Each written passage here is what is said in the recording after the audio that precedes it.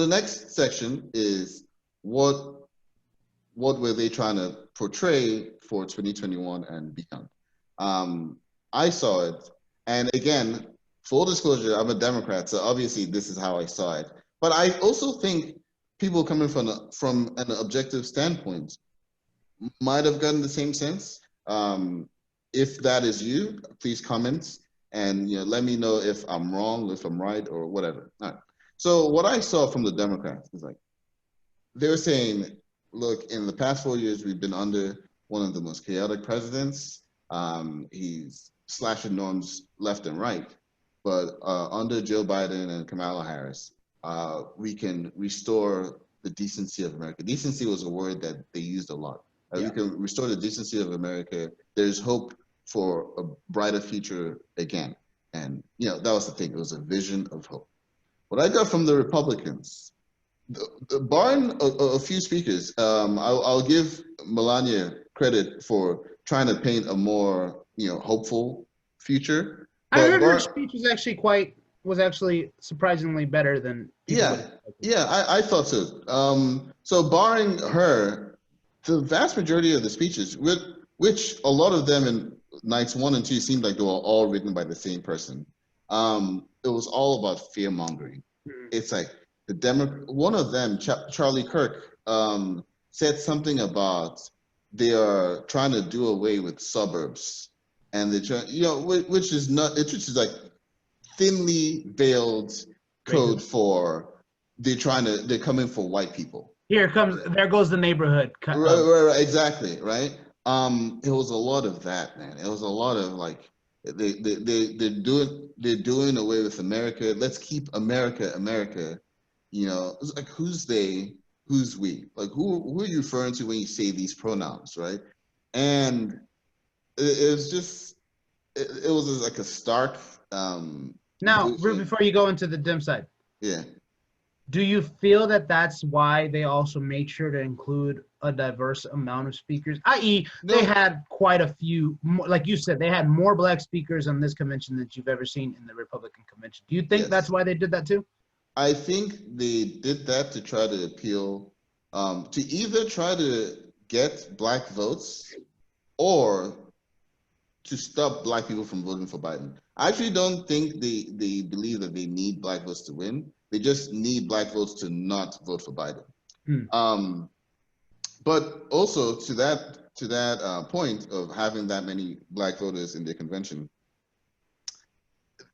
it's very odd to have someone like Charlie Kirk and all those other people say things like that, and then the very next speaker is a Black person talking about how the Republican Party is not racist, the Republican Party freed the slaves and all that stuff. It's like, but the person who just spoke before you is talking about they're coming for your suburbs and they're coming for you that, and then the next person is supposed to show me that the Republican Party is this Big Ten party. Like it doesn't track, right? So I feel like if anyone was watching the production in order like that, they'd be like, no, none of this makes sense.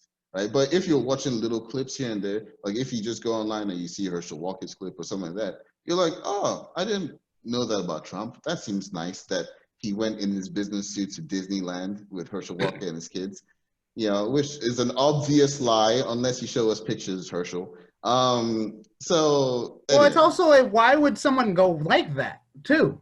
Yeah, that to me paints him more as a weird, like in a weird light than an endearing light. Yeah, business suit Trump on a it's a wonderful world. Is that the name of the ride? Yeah. So anyway, that's what I saw. It was like one party was trying to paint a vision of hope for 2021 and forward. The other was like, dude, if you kick me out of office, the whole thing is gonna hit the fan. Yeah. So yeah. Any further thoughts on the visions of both parties? Well, yeah. Just real quickly to echo what you said.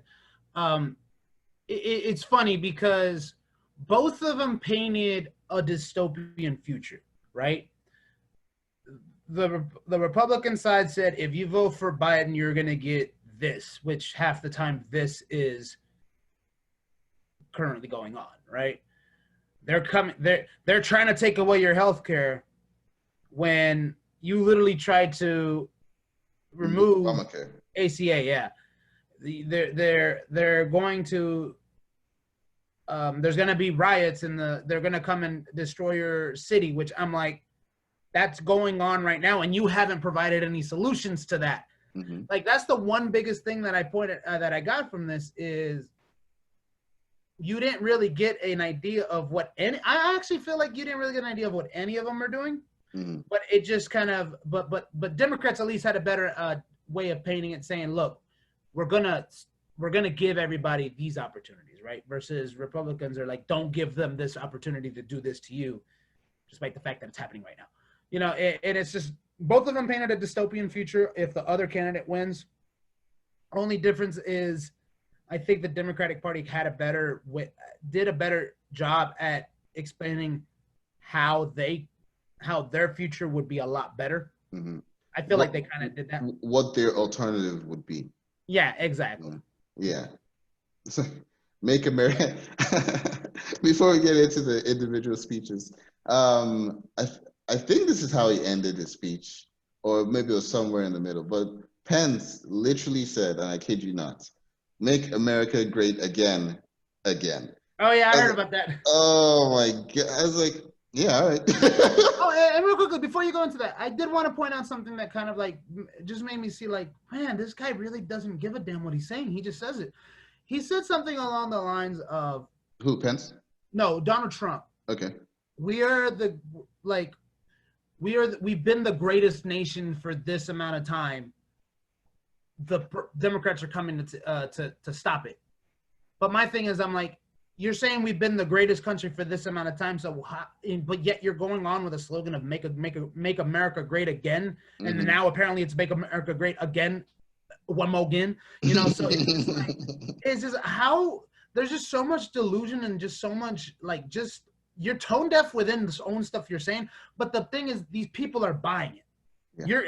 His followers are buying it. They're into it. And I know you've gotten in some arguments with some Trump supporters online, and it's just like you can spit out facts to them about how no, and they will still say yeah because Donald Trump said so. Yeah, it's fake news. It's like, oh well, where did you get your source from? It's like, oh well, that's obviously fake news.